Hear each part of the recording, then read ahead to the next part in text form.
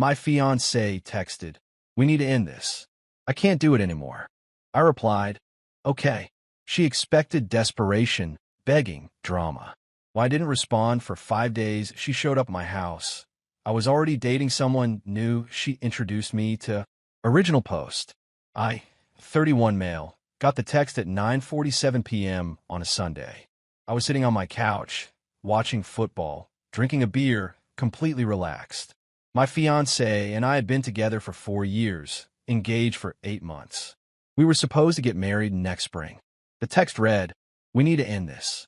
I can't do it anymore. I've been thinking about this for a while, and I just can't. I'm sorry." I stared at it for probably 2 full minutes. Then I typed back, "Okay, that's it. One word. Sent." Here's the thing most people won't understand without context. This wasn't the first time she'd done this. It was actually the fourth. The first time was about 6 months into our relationship. We'd had a minor disagreement about plans with her friends, and suddenly she was done and couldn't do this anymore. I panicked, called her 30 times, showed up at her apartment with flowers, apologized for things I hadn't even done wrong. She graciously forgave me, and we moved on. The second time was after I got a promotion at work and had to cancel a dinner with her parents. Same playbook. "This isn't working. I deserve better." I begged. I pleaded. I sent her a $200 flower arrangement. She came back. The third time was the worst. We'd been engaged for 2 months when she pulled it over me not wanting her mother to be as involved in the wedding planning. 3 days of radio silence from her while I lost my mind. Text after text. Voicemails. I even wrote her a letter, an actual handwritten letter, explaining how much I loved her and how I'd do anything to make it work. She loved that letter. Mentioned it for weeks. How romantic it was. How she knew I really cared because I fought for her. See the pattern? It took me embarrassingly long to recognize it for what it was, a manipulation tactic, a test. She'd threatened to leave, and I was supposed to prove my love by groveling, by chasing, by making her feel wanted and powerful. And every time I did it, I was teaching her that this behavior worked. But sitting on that couch, reading that fourth breakup text, something in me just clicked, or maybe broke. Same thing, really. I wasn't angry. I wasn't even particularly sad. I was just tired. For years of walking on eggshells. For years of wondering when the next test would come. For years of having my emotional stability dependent on whether she woke up in a good mood. Okay, it was all I had left. She didn't respond that night. I figured she was waiting for the flood of messages to start. The calls. The grand gestures. They never came. I finished my beer, watched the rest of the game, and went to bed. Slept fine, actually. First peaceful sleep I'd had in months. Now here's where I need to introduce someone else into this story. About a year ago, my fiancée started a new job. She became close friends with a coworker. Let's call her exactly what she was, my fiancé's coworker. They hung out constantly. Lunches, happy hours, weekend brunches. My fiancée insisted I meet her. "You'll love her," she said. "She's so cool. Not like my other friends." She was right. The coworker was different. Smart, funny, down to earth. Didn't play games. When we all hung out together, she was the only one who seemed genuinely interested in conversations rather than just waiting for her turn to talk. She asked me about my job, my hobbies, my life, and actually listened to the answers. But she was my fiancé's friend, so I kept things strictly friendly, polite, appropriate. Over that year, though, I noticed things. The coworker was always single, by choice, she said. She'd been burned before and was waiting for someone real. She'd make little comments sometimes, always appropriate, never crossing lines, but comments that stuck with me. "Your fiancé's lucky.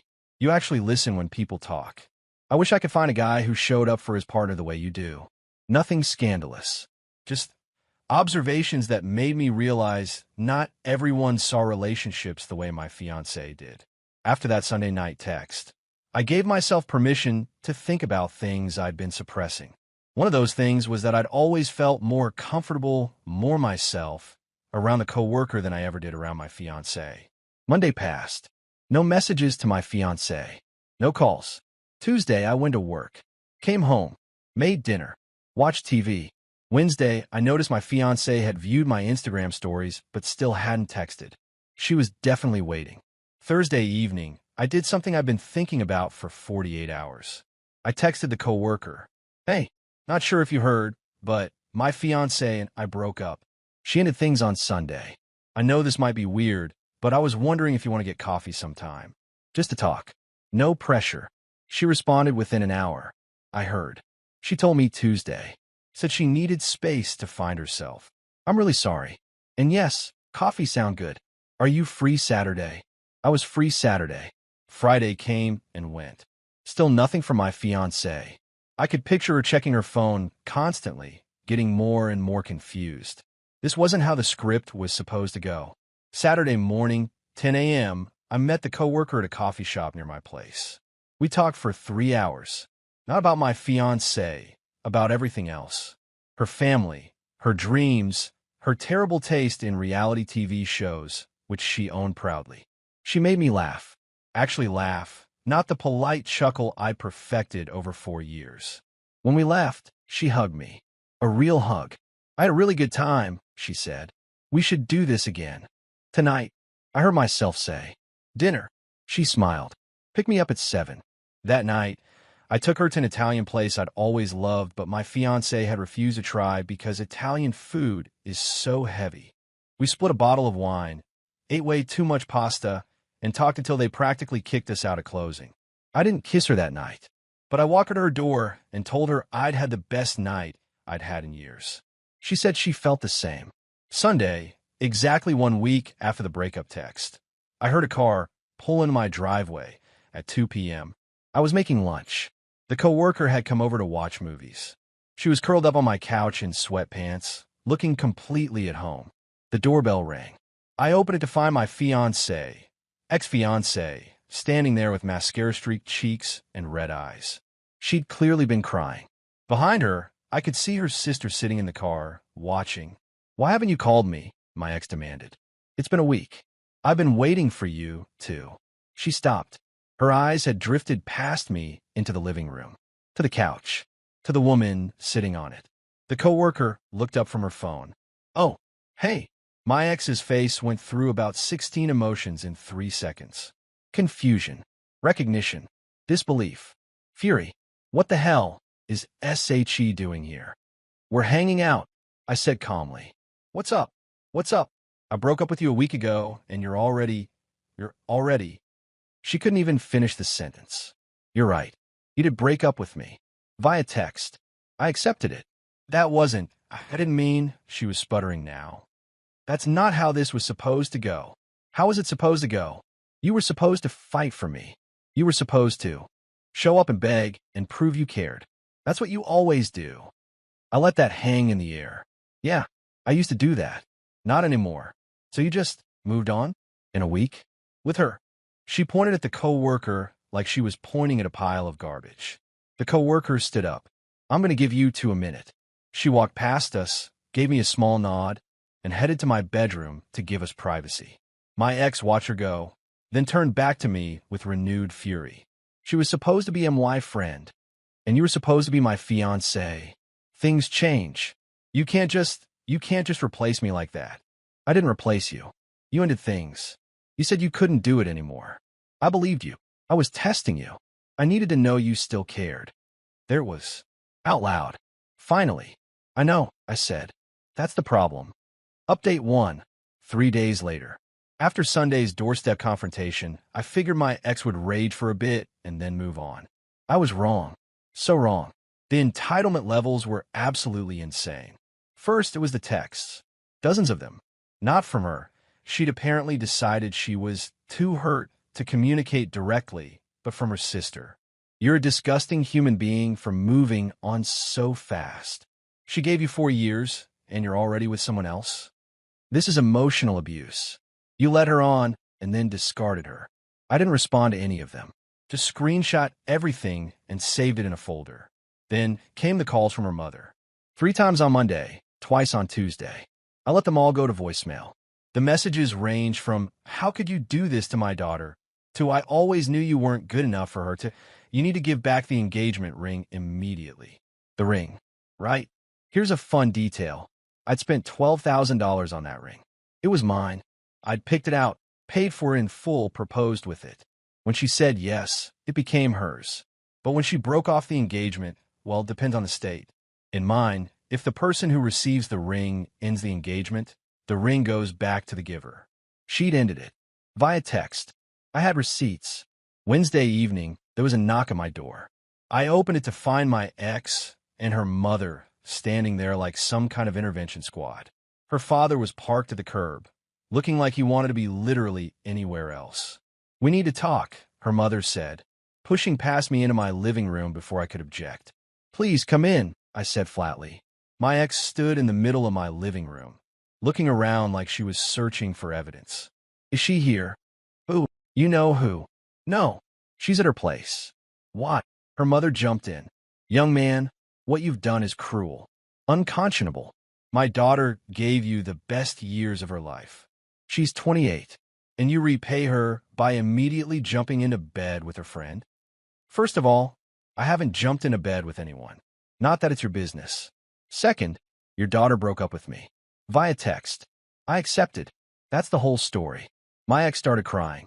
On cue, as usual. "I made a mistake. I was stressed. I didn't mean it.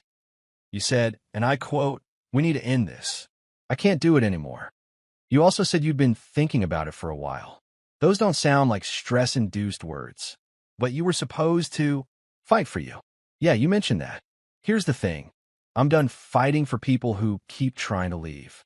Her mother's face twisted. "So that's it? You're just going to throw away 4 years over one text?" She threw away 4 years over one text. I just agreed with her decision. "The ring," her mother said suddenly. "You need to return it. That ring belongs to my daughter." Actually, no. She broke the engagement. In this state, the ring returns to the buyer. I have the receipt, the credit card statement, and the text message proving she's the one who ended things. That's stealing. That's the law. Look it up. My ex's crying intensified. "I can't believe you're being like this. I loved you. I wanted to marry you. You wanted me to chase you. That's not the same thing. You're cruel. You're cold. You never really loved me at all, did you?" I thought about that for a second. I love who I thought you were. Turns out that person doesn't exist. Her mother grabbed her arm. "Let's go. He's clearly shown his true colors. You're better off without him." That's what she said in her text. I called after them as they stormed out. "Guess you finally agree on something." Update 2, 1 week later. I'd love to tell you things calmed down after the confrontation with the mother. Nope. The entitlement escalated to levels I couldn't have predicted. First dirty trick, the venue. We put a deposit down on a wedding venue 8 months ago. $5,000, non-refundable, split evenly between us. She'd paid her half. I'd paid mine. After the breakup, I called them to officially cancel and get documentation for my records. Guess who'd already called them? Guess who told them we were postponing, not canceling, and that I might try to cancel out of spite, but she was the real decision maker. The venue was confused. They had conflicting information. They wanted to know who was actually making decisions. I emailed them copies of the breakup texts, explained the situation clearly, and asked for written confirmation of the cancellation. They provided it. Neither of us got our deposits back. That was always the deal, but at least it was over. Second dirty trick, the mutual friends. My ex started hosting what I can only describe as sympathy gatherings at her apartment. Invited all our mutual friends, conveniently forgot to invite me, and spent the evenings painting herself as the victim of a cold, heartless man who'd abandoned her for her own friend. I heard about these through my best friend, who'd been invited but saw through the manipulation immediately. She spent 3 hours crying about how you betrayed her, he told me over beers. Never once mentioned that she's the one who broke up with you. Never mentioned the previous times she'd pulled this crap. Just he moved on so fast. He must never have loved me. Did anyone buy it? Some did. The ones who don't know you well. The ones who do, not so much. We've seen how she operates. The friend group split roughly 60/40ths in my favor. Not a perfect victory, but I wasn't looking for one. I just wanted peace. Third dirty trick, the coworker situation. This one was particularly nasty. My ex and the coworker still worked at the same company. Same department. Same daily meetings. The Monday after everything blew up, my ex apparently started a whisper campaign. Nothing provable, nothing concrete, just comments. Oh, I introduced them. She was supposed to be my friend. I guess some people just can't help themselves around other women's men. Little digs in group settings. Pointed silences when the coworker spoke. The coworker handled it with grace. Didn't engage, didn't retaliate, just did her job. What was wearing on her? She told me she'd started dreading work, and that broke my heart a little. You know you don't have to stay there, I told her one evening. I'm not leaving because of her. That lets her win. Fair. But if it gets too much, I'll handle it. I've dealt with worse. Then came the really low blow. About 2 weeks after the doorstep confrontation, I got a message from my ex's sister. Not angry this time. Sympathetic. Fake sympathetic. Hey, I know things are rough between you and my sister, but I thought you should know something. That girl you're seeing? She's been planning this for months. My sister confided in her about your relationship problems, and she used that information to position herself. She's a predator. You're being played. I showed it to the coworker. She laughed, but I could see it hurt. Your ex told me everything, she admitted. Every fight, every manipulation, every test. I never gave her advice. I just listened. And every time she described how she treated you, I thought the same thing. This poor guy deserves so much better. Why didn't you ever say anything? Because she was my friend, and you were her fiancé. I had boundaries. And now she's not my friend, and you're not her fiancé. Final update, 2 weeks later. Time for the resolution. The situation at the co-worker's job escalated to the point where HR got involved. Not because of anything the co-worker did, because my ex couldn't help herself. Apparently, during a team meeting, my ex made a comment loud enough for several people to hear. Some of us don't steal other people's men, but I guess that's just me. The co-worker didn't respond, just kept taking notes. But another colleague reported it. HR conducted interviews. Multiple team members confirmed a pattern of passive-aggressive behavior, exclusionary tactics, and inappropriate personal comments. The co-worker had documentation of her own, screenshots of texts where my ex had called her various names, all sent from my ex's personal phone, but referencing workplace situations. The result, my ex received a formal written warning for workplace harassment and creating a hostile work environment. She was also required to attend a professional conduct training. One more incident, and she'd be terminated. She blamed me, of course. Sent a text through a new number. I'd blocked her main one. You've destroyed my life. My career. My friendships. I hope you're happy. I didn't respond. As for the ring situation, after her mother's threats, I consulted with a lawyer friend. He confirmed what I already knew. In our state, an engagement ring is a conditional gift. The condition is marriage. If the recipient breaks off the engagement, the ring goes back to the giver. Case closed. But here's where it gets interesting. I sold the ring. Got about $8,000 for it. Not the full $12,000 I paid, but enough. I put half of it into savings and used the other half for something I'd wanted to do for years. I took a week off work and went on an actual vacation. Just me. When I got back, the coworker picked me up from the airport. She'd been checking on my apartment while I was gone, feeding the houseplants. Yes, I have houseplants now. The ones my ex always said made the place look cluttered. How was it, she asked. Peaceful. Really peaceful. Good. You deserved it. We'd been officially dating for about a month at that point. It felt different than anything I'd experienced before. No games. No tests. No walking on eggshells. Just two people who enjoyed each other's company and communicated like adults. The last piece of drama came from an unexpected source, my ex's father. He showed up at my place one evening, alone. I was hesitant to open the door, but he didn't seem hostile. Just tired. I'm not here to yell at you, he said. I just wanted to apologize. For what? For how my daughter's been treating you. And for how my wife's enabled it. He rubbed his face. I watched her do this to you 4 times. The breaking up, the expecting you to chase her. I told my wife it was wrong. She said it was just how relationships work. It's not. I know. I should have said something to my daughter. Maybe things would have been different. Maybe.